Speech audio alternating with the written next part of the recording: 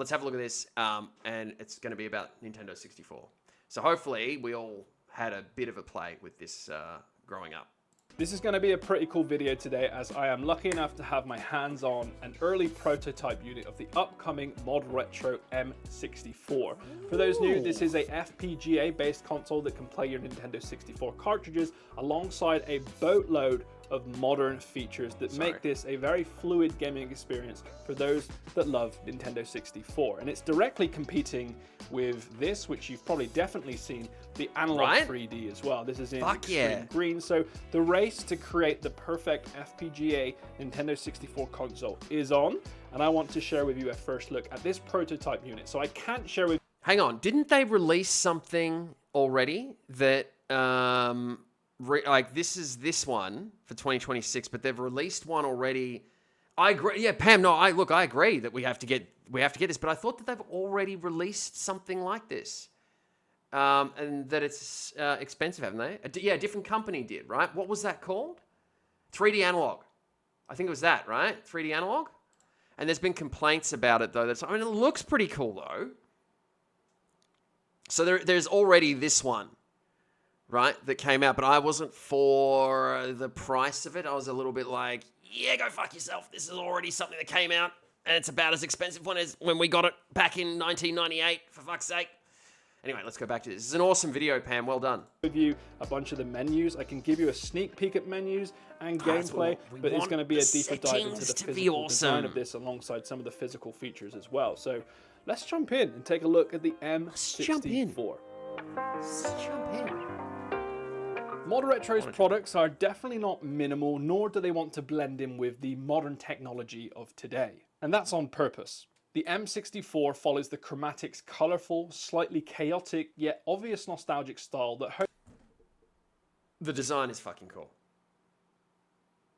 The design looks fucking... I'm already like nostalgia man all over this because of the shape and everything. Don't know if I would get green, if that's the only color. I hope green's not the only color. Hopes to stand out in your games room. Why green? And it does just that. I have the transparent green color, which shows off a lot of the internals for you to stare at in awe. The M64 will come in other transparent colors too, such as purple, white. That's the one. Hang on. Yeah, that's the one. Oh. The M64 will come in other transparent colors too. Purple. Purple is the one. Purple, white, and the newly added red at launch. There's no basic color scheme here or anything minimal. Awesome. If you want to get that, go somewhere else. Green and crimson, pretty much what ModRetro is saying. This is extravagant, it's exciting, and playful. And that's exactly why they designed it the way they have. Doesn't look too bad, but I like the M64 metal-backed Trident controller to review, just the console. But this controller will likely come out in the future, bundled with the M64. So I don't think... Thank fucking God that they're going to do that too, because instead of just charging us like constant different, you know, for the console, and then, I mean, the way that they're charging for controls now, I mean, I know controls do amazing things. I mean, I love the PlayStation 5 controller is one of my favorite controllers. Yes, $120?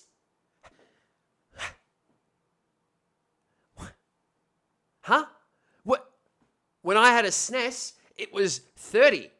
Yeah, it does less. It's still a fucking control in your hand. $120? What? Huh? What?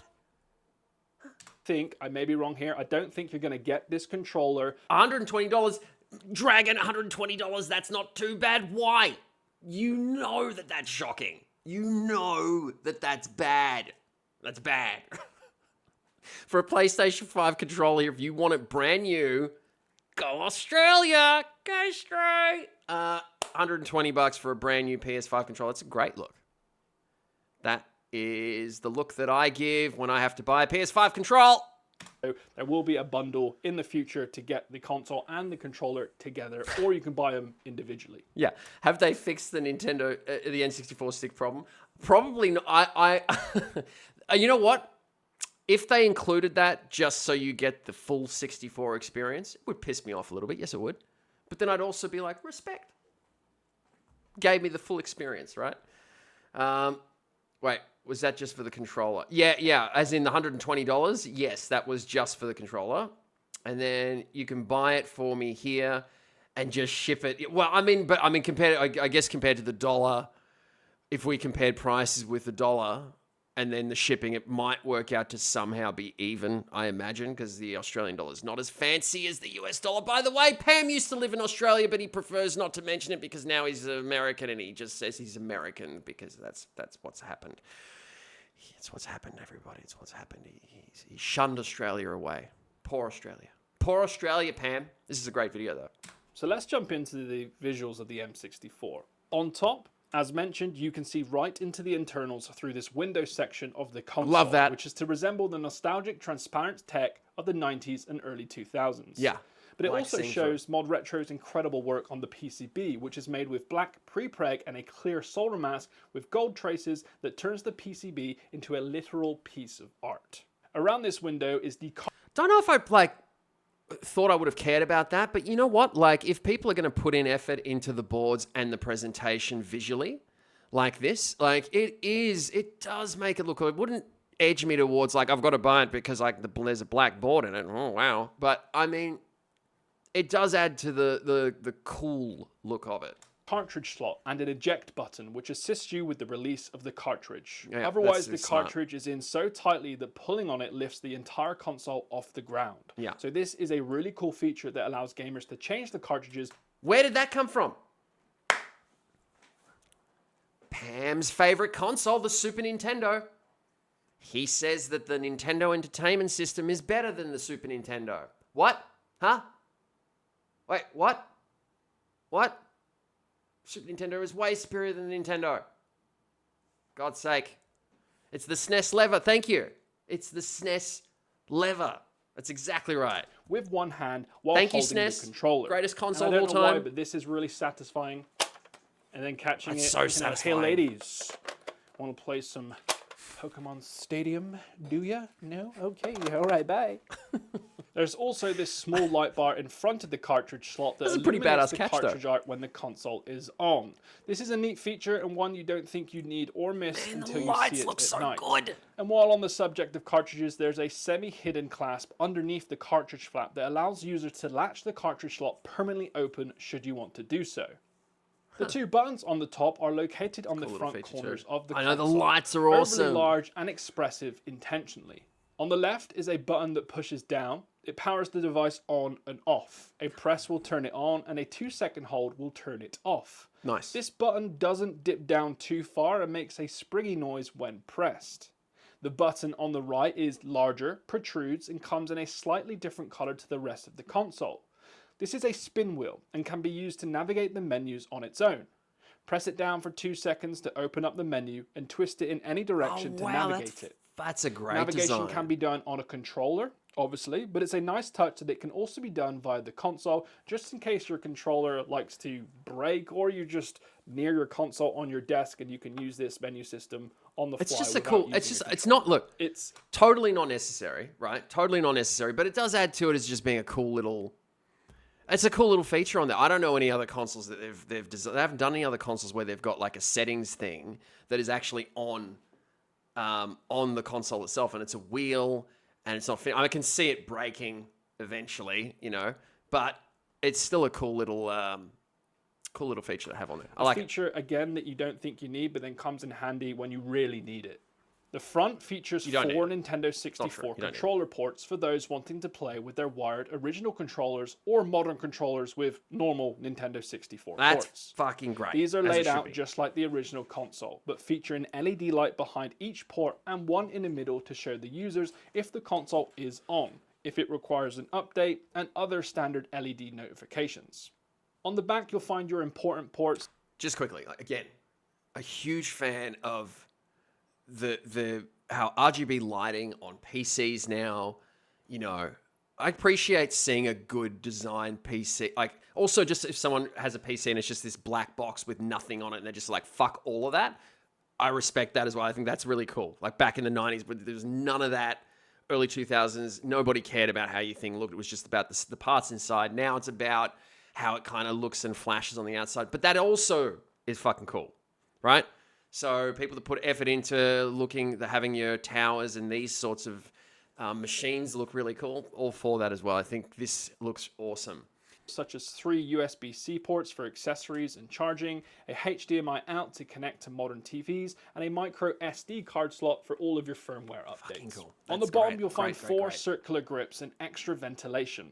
I will say I do prefer Analogue's kind of all grippy bottom, but if you're a nerd and you actually want to jump into the M64, which ModRetro kind of want you to do because inside is beautiful, you can do.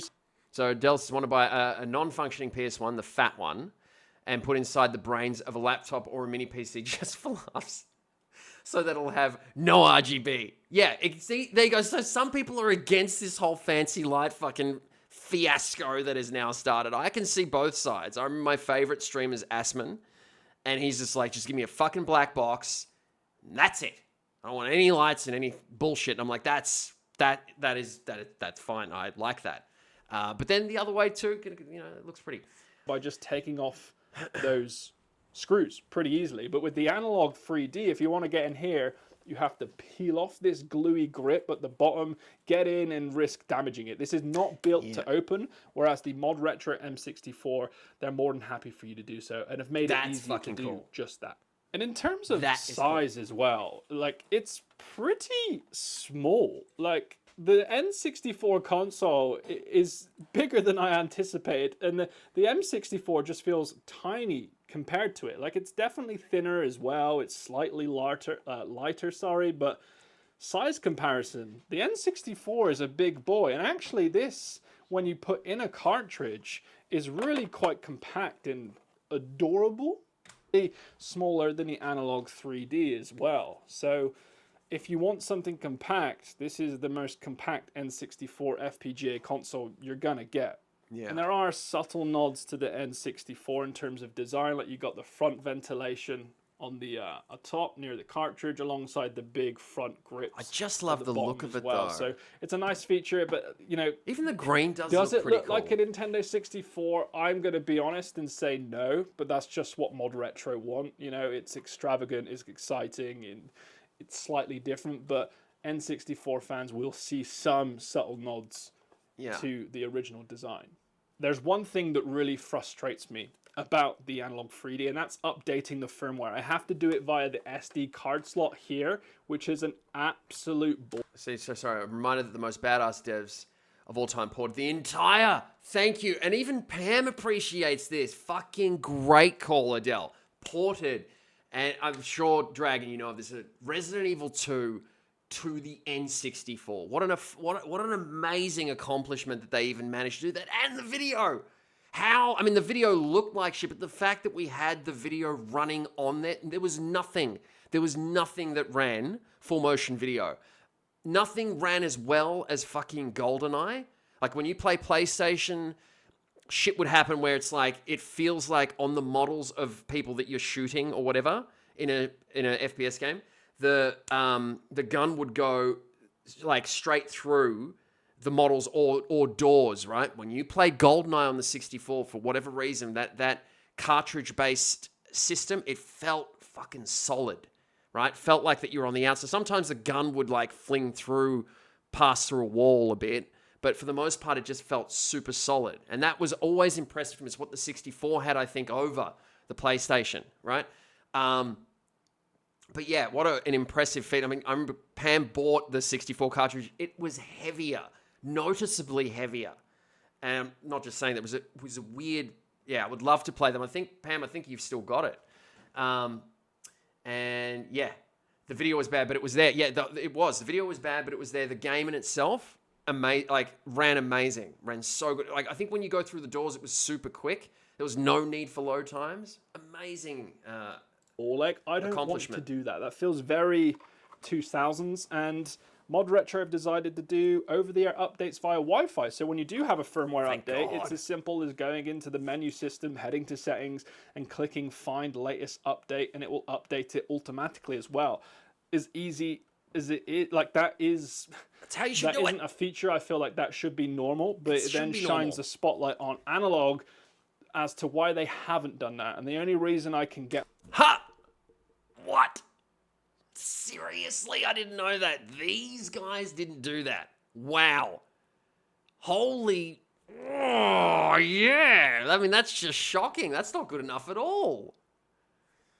Fuck that. My head around is that they had so many delays with this thing. That It's like was just one of the $600 features Australian that or didn't something. make the cut. But it's a really annoying feature when you realize, as of yesterday, Yes. I had to update both consoles. One I had love to the do quality via of life my improvements computer, like that as well, plug in Barry. the SD Agreed. card, but it was a ball ache. But the ModRetro M64 was the press of literally 4 buttons. Now a brief look at the menus. ModRetro has 2160, informed love me it, that they are 4K. doing extensive development on the software side at the moment in time. So I'm excited about this part, the optimizations and stuff. What Barry's saying here too, the upscaling tech that we're experiencing at the moment in AI. Yes, it's terrifying. I'm more lean into this is fucking incredible stuff. This is awesome. All of this stuff. We utilize it. Don't become too reliant on it. Become dumber, but we will. We're going to become dumber. I'm already dumb. this prototype is definitely not going to be anything near what customers will get. It's just an early first look at kind of the features you will see. There are a boatload of features, which I'll get onto in a minute, that are coming in the future after launch. Jesus Christ. Overclocking, built-in controller pack, chromatic, fuck you, that feature, chromatic, whatever that is. That just, to me, that feature blurs stuff. I don't understand why. I always switch it off. That motion blur, fuck off in games. Go away. I know you're supposed to make the game quicker. Go away, please. In-game notifications, console LED color customer. Hey, there you go, Adele. There you go. Right there. LED more lights. Wider third-party Bluetooth controller support. Wider HDMI input compatibility. EverDrive. Oh, that's fucking cool. EverDrive. I think that's the thing where you can emulate, right? Games on there. Summer Kart 64 compatibility. I'm a motion blur. Why would you be a motion blur guy? Come on. Why? In-menu sound effects, video processing effects. It can kind of make it look like a movie, I guess. Lens aberration and whatnot. So you like your games more blurry then. Well, this is perfect because that's exactly what the 64 was. And you would love the original 64. In-menu sound effects, video processing effects, filters, kart hot swap. Don't know what that is. Reset option docs, translucent video settings menu. That's just a fancy word that I don't understand what that is supposed to mean. Maybe it just means there's a menu over the top or something. But holy shit, look at that. Launch. So what you see here is not what you will get. I just want to give you a sneak peek. That's all. Don't take this as what you'll get. This isn't a review. It's just an early look as a bonus. When you hold the menu button on the console for a couple of seconds, the M64 menu will take over the screen. It doesn't pause what's behind the screen though. Pair the control. Or at the moment in time. You see, this is what I mean. On my prototype unit, you have to pause the game before going into the menu, but I know I'll just mention that to ModRetro and they will just patch it in an update. So it's probably likely that your game may automatically pause. You're right, Pam. This is going to be the elite version of the 3D analog. Because all this stuff should be just basically what the 3D analog should have, I think started with it a baseline. If you're sitting around talking about doing a project like this and charging people over $200 fucking for it, like for tech that came out in 1998, like come on. You said I uploaded 24 frames per second gameplay of Genshin to YouTube just for laughs. How Scorsese would play it. Good. Display settings, I can change the display to fit the 4:3 native screen size, or it can stretch to a 16:9 ratio to fill more of my display. Who does that? There's also the option to change. You need to do it native. It just doesn't. We haven't got it right. Scaling. It's not. Quite but it's not quite. We haven't got it quite there yet, where you can stretch and it looks, I don't know, playable comfortably. It just makes it look warped. You may as well have it in native. Take a bit of the hit, with the screen, as long as the image this will define how sharp your pixels look and how they move on the screen. Integer is usually sharper and has a blockier movement, whereas bilinear features smoother movements and it may look a little blurrier. So depending on what you want the crispy retro look, or do you want the smoother pixelated movement? Why can't you mix the both so it's got the sharper but then smooth? We want sharp and smooth, not, hey, here's one good quality in linear and then one good quality in integer, whatever. Fuck. That's a bit annoying. You have that choice at this moment in time. Then there's scaling to 720p, 1080p, or 4K. This can be switched on the go too without needing to reset the This is console. a My prototype unit 1996, doesn't man. have a look at any of the remember effects when or the these games came filters or out. other video processes. That's just what I have right now. So as mentioned, it's very basic, but you'll likely get something different at launch. I'm pretty sure you will. The controller section is pretty I love the simple. It menus. allows you to pair up to 4 Bluetooth or wired controllers to this device, and we'll even show you when one is plugged in so that you can't pair it with the same slot that's already taken. Simply press pair controllers and you'll see the next available controller port LED's lights spin around, which means it's in pairing mode. Simply connect your controller by pressing the pairing button on the controller. This is where when Nintendo believed humans had 3 hands. Yeah, I know. Experimental control. Pam is about to... Pam. If Pam still... Pam is gonna... Pam loves the Wii. He loves...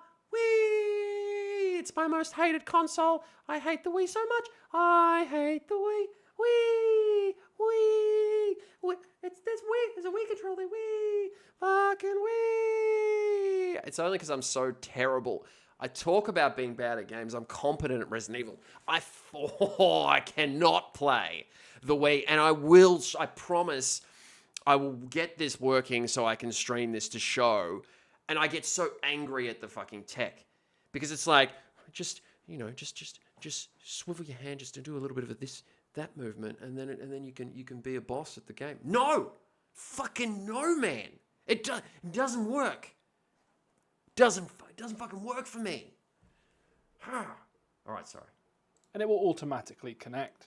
The LED light around your controller port will light up fully, indicating it has successfully paired. And it will also change color to purple if it's a Bluetooth controller, which is quite nice. In system settings, the only thing here on my prototype unit was the ability to connect it to Wi-Fi and then turn off the device manually within the settings, should you want to do that. Then finally, in the About section, this is where it shares your software info, and it has the ability to check for updates in terms of firmware and then install them for you automatically, which is a big thumbs up for me. So overall, it's a super simple menu system on my prototype unit, which I like. As it should be. It's easy to understand. It has ModRetro's kind of nostalgic feel, which is quite good, and I can imagine this is going to be absolutely stacked. Push a button, and it pairs. That's how it should be. Not any kind of complex, weird pairing. All systems. Hey, PlayStation, Nintendo. I don't care about Xbox. PC.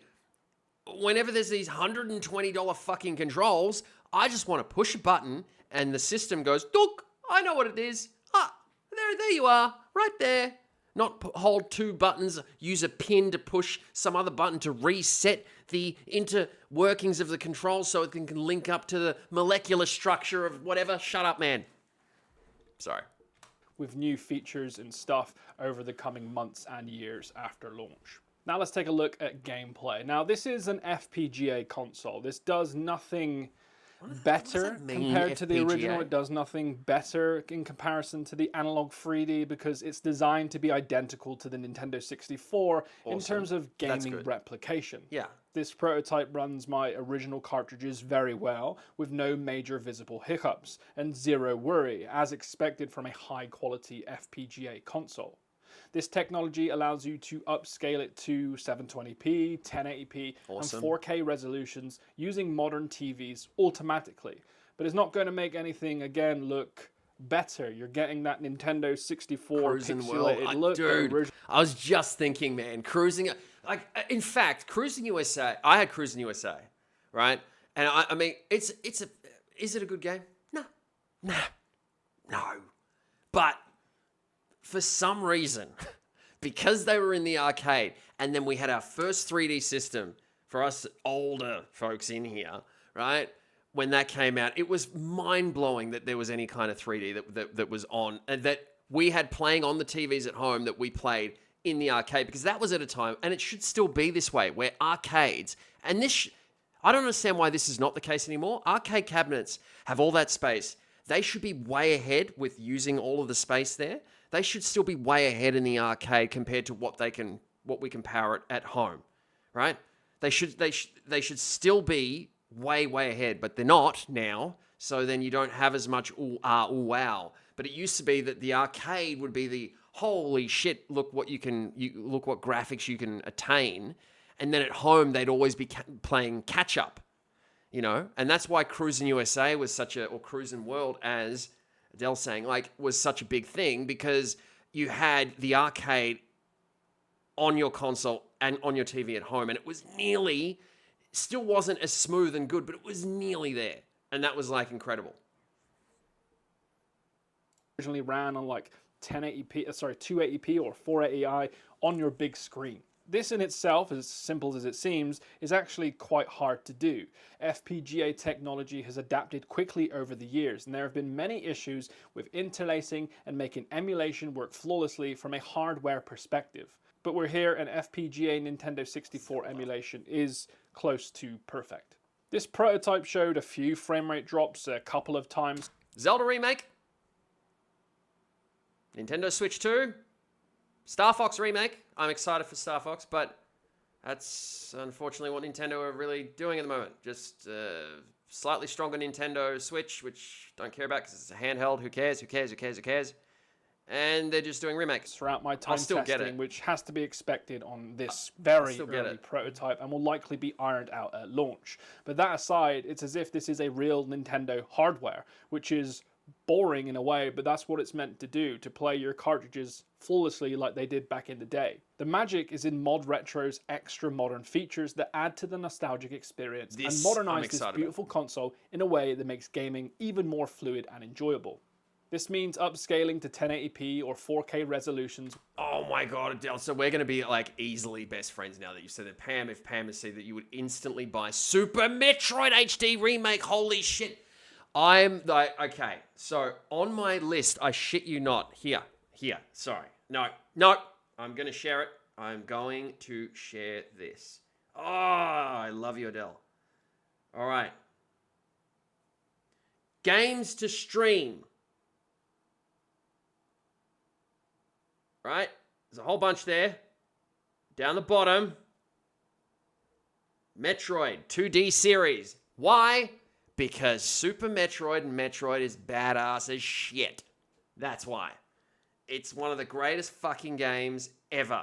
Super Metroid, I tried to get exactly, right? Fuck yeah. And I absolutely would buy a Super Metroid remake. When they did, like, Dread is so good. I don't care for the Switch. Metroid Dread, give me more of that. Oh, what a game. Metroid Prime, I don't care for really, the 3D series. But, and the latest one was shocking. But yes, I'm so glad the Super Metroid is the best game ever made. We're just like fanning the fuck out right now. Like, I'm so glad, dude, that you feel that same affection for it. I'm exactly the same. Have to play it at least once a year. Try to get Pam to play it. He appreciated it, but he missed it when he was a kid. How good was it when you were a kid, you played it on Super Nintendo for the first time? You had shit like Mario and, you know, Zelda that was around. Great games as well. But then there's this dark horror game that comes out, and it's like an open world thing. Yes, I know, Crane, you would have, like, dude, you would have loved it as a kid. And it had voiceover. You know, at the start, what was it? The galaxy is at peace, or whatever. The last Metroid is in captivity. The galaxy is at peace, in a very blur, you know. But it was amazing to have voiceover in it. For a Super Nintendo game. It was just way ahead of its time. So glad that you like Super Metroid. Definitely will be playing Super Metroid. And Samus Returns. I don't know if you've played, that's a PC version of it. That's like... without it breaking the cartridge. And adding integer or bilinear scaling for those who want certain gaming styles. Another big one for me was how quickly this thing jumps you into a game. I think I was testing around about 6 to 8 seconds from boot to get into the game, which is quite considerable. And even my TV takes a couple of seconds to turn on. Sorry, we're still fanning out here a little bit. Yeah, I only played all the 2D ones just recently as well. Like, I missed the game, what was it, the ones that were on the Color Game Boy. I missed those until literally last year. So that was like Metroid... I can't remember what they were, what they're called, but they were excellent. But I think Dread is probably right up there with being super amazing. Sorry, we'll get back to this. On anyway, so take that off the good taste, time, Adele. And when you compare that with the Analogue 3D, it's almost half or more quicker. in terms of, you know, I think it was like 9. Became friends on the bus because of Super Metroid. See, this is the thing. See, when you play something like Super Metroid and get into the lore of Metroid, you make best friends. Don't you, Pam? Huh? Huh? What? Huh? Yeah, that's right, Pam. Get back to playing it, Pam. He still hasn't finished it. I want him to finish it. Just finish it. Barry, you better have played Super Metroid Dragon. I mean, if you haven't played a Dragon, fuck. Play Metroid. 19 seconds or beyond to get into the game on the Analogue 3D, where it was like 7 or 8 on the M64, which is nice. And it's those features, again, that you don't think you need until you get them. 15. Like actually booting straight into the game. What the fuck? Like, what is that? That's not acceptable. I'm sorry, 20 seconds almost. This thing costs, like, but let's just fucking, look at that. For 20-second load of a 1998 tech? Huh? What is going on? Limits 2 per order. How about none? Far out, man. 8, 6, 7 seconds or even 5 in some cases is brilliant. That's what I want. I don't want to be waiting 20 seconds. And again, there's no like fans in here. The cooling tech is pretty good. It's not making any noise. It's incredibly silent. Whereas the Analogue does kick in with some certain things now and then. And fans Just that make you go, the hell? original But Nintendo 64. The M64 so far, my unit. Yeah, the original Nintendo 64 loads in like 2 seconds. 10 milliseconds, and that's correct. Is incredibly silent and very, very quick. No excuse for any of spend all this. this money on the device and you want it to do all this high-tech stuff, but actually what it does is something very simple, flawlessly. And this device isn't for everyone, even if you love the console. And I wouldn't be doing my job if I didn't mention that ModRetro has ties with Anduril, which is a company in the US that makes pretty much drones and weapons for the US government. So although your money isn't technically going to the creation of weapons that both protect and destroy, it's supporting Palmer Luckey, who is the man behind both ModRetro and Anduril. The overlap became ever more evident recently when ModRetro announced an Anduril edition of the chromatic handheld made from their drone metal. Was that the thing you're saying, Pam? Is this the, whatever the other thing is here, the chromatic? He's created the Oculus 2. Holy Jesus, is he? Oh, you said that, Pam. Sorry. Okay, sorry. Now, I give Oculus and VR a lot of shit because really, Pam loves it. Pam's one of my best friends. It's so much fun just to say how bad it is. I don't want the tech to die. It is very broken VR Pamly though. I mean, we all just are going to call VR from now on broken VR Pamly. That's the only name for it now, right? Is broken VR Pamly. But you know, it is amazing tech, and you're saying this guy basically invented modern VR, which is incredible. I mean, it's, you know, it's like having a PS2 strapped to your head in terms of like graphical fidelity, because broken VR Pamly. But you know, outside of it being broken VR Pamly, I mean, VR is incredible. And I mean, if there's one game that I would highly recommend and I want to play on stream, is Super Metroid, man. Super Metroid in VR. Half-Life Alyx. Half-Life Alyx was, I mean, in terms of, I cannot give that game any shit. Valve knocked it out of the park. 2018 that came out. I still think there's nothing as an overall game that has topped it. One of the most amazing experiences that if you appreciate games, even if you're not into VR, you cannot skip playing Half-Life Alyx. Metroid Prime in VR would be fucking awesome, dude. It's such a shame that we will probably get a mod at some point with it. Just hopefully not of the most recent one, because that was dog shit. I don't return games. I usually buy it and just wear it. I returned Metroid Prime. I got a refund. That's how much I was like, no, after 3 days. Some of you don't care that they're affiliated. Some of you do care. Some of you are even happy that they're affiliated. It's not for me to decide for you. I'm happy. You have to decide with your money. Who wouldn't be happy? Spend it as you please. But I wouldn't be doing my job if I didn't mention that there's this affiliation that may, you know, upset some of you, which is completely respectable. Oh, shut up. It needs to upset people. People are too soft. All right. to convey that several features updates referenced in this portion of the video. Now, ModRetro sent me this. I don't know if I'm allowed to share this. If it's in the video, obviously I can, because some things have private on it, but this doesn't. And this really excites me because there is a bunch of updates on this list that is coming out after the M64 launches. So you'll get your M64, you'll start enjoying it, playing with your library of games, and then there's stuff to look forward to that I am personally excited about. So there's stuff like overclocking. There'll be a built-in controller pack. Yeah. If you have the ModRetro Chromatic, there will be video pass-through and transfer pack features. So you'll be able to play your Game Boy games on the M64 through your Chromatic, which is awesome. There will be in-game notifications, console LED color customizations, wider third-party Bluetooth controller support, wider HDMI input compatibility, EverDrive 64 compatibility, Summer Kart 64 compatibility, in-menu sound effects, video processing effects, filters like your CRT stuff, kart hot swap and reset option toggles for those games that do so, translucent video setting menus, and there was one where I asked them to make the cartridge light brighter. They said we can do that, we can make that an update, and there will be some physical accessories too that you might be able to connect this physically to a CRT screen. So there is so many updates. Shit, because let's be honest. I mean, if any of us have, and I believe Pam might even have this still, one of those nice 100, not 100, not 80, no, 120 kilo Sony Trinitron flat screen TVs. Those things were the best, Sony Bravia. That's where these products are going to look their best. Like, you know, I mean, until they come up with a real great upscaling, and we're almost done with this video, but I mean, this is a fucking great video. Until the upscaling is there, which it hopefully will get there, and it'll, you know, there will be no need. But at the moment, it's still flat screen Sony, man. And that is kind of exciting for us as gamers who, you know, want to play our Nintendo 64 library. And because ModRetro are so fast-paced, they're going to be constantly updating this thing months to even years after you purchase it. I hope so. My initial thoughts, like this is man, I hope it's like a No Man's Sky situation, right? What a cool thing that game released. Dog's Ball, again, broken VR Pamley. It was just total broken VR Pamley, right?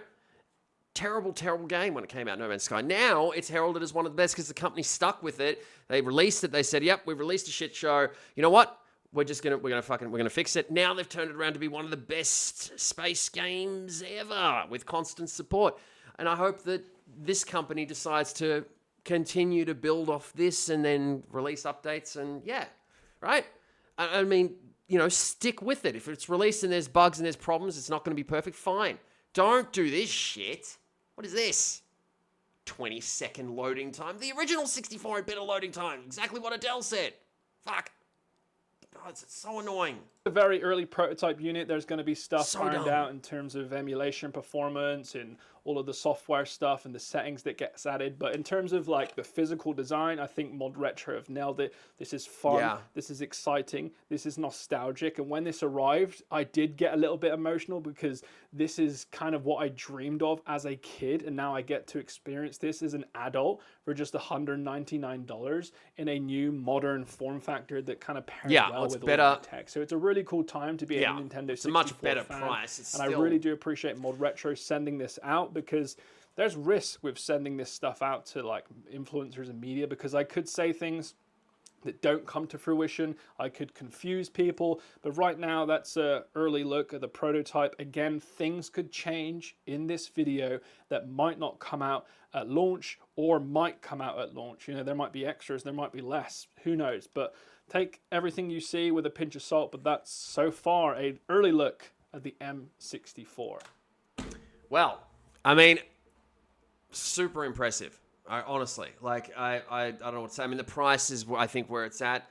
I mean, would you all? I mean, I know Pam would buy one. I mean, in terms of buying one, I think if I just had the extra, but definitely not this. If I just had the extra money, that I could just go, I'm going to splurge on.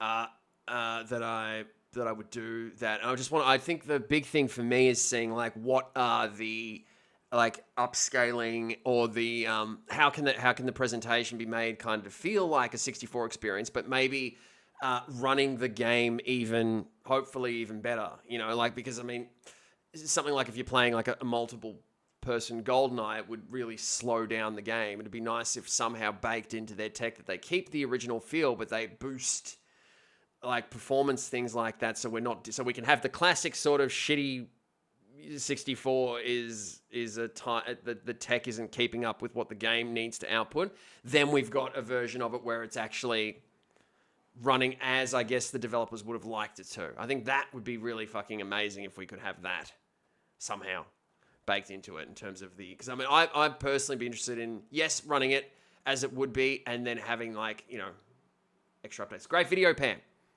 Good stuff, my friend. Loved it.